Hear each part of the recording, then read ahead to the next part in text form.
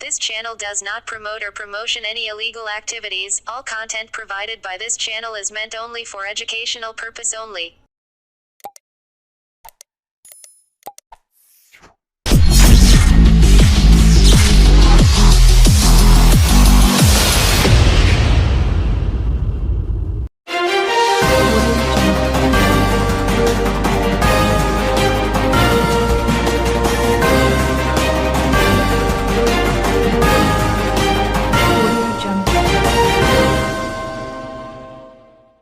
বর্ধমানের বন্যা পরিস্থিতি দেখতে যাওয়ার পথে মাঝরাস্তায় থামলেন মুখ্যমন্ত্রী।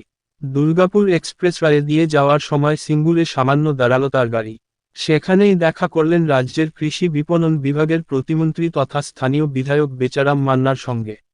মুখ্যমন্ত্রীর আসার খবর পেয়ে রতনপুরের কাছে রাস্তায় অপেক্ষা করছিলেন তিনি। সেখানে গাড়ি থেকেই বেচারাম মান্নার সঙ্গে কথা বলেন মুখ্যমন্ত্রী, সৌজন্য আদান প্রদান করেন। এরপর আবার তিনি বর্ধমানের পথে রওনা দেন। প্রথমে যাওয়ার কথা জামালপুরে। টানা বৃষ্টিতে প্লাবিত হুগলির একাংশ, বিশেষত আরামবাগ, পুরসুরা, খানাকুল এলাকায় বন্যার জল জমায় বিপদে পড়েছেন মানুষজন। বন্যা পরিস্থিতি পরিদর্শনে নিজে এসব জায়গায় গিয়েছেন বেচারাম মান্না ও স্থানীয় জনপ্রতিনিধিরা। দুর্গতদের ত্রাণ শিবিরে নিয়ে যাওয়া থেকে যথাযথ ত্রাণবণ্টন ব্যবস্থার কাজ ঠিকমতো চলছে কিনা তা খতিয়ে দেখেছেন বেচারাম মান্না। সোমবার মুখ্যমন্ত্রীর সঙ্গে সৌজন্য সাক্ষাতে সেই সংক্রান্ত খবরাখবরও তিনি দিয়েছেন বলে মত ওয়াকিবহাল মহলের একাংশের।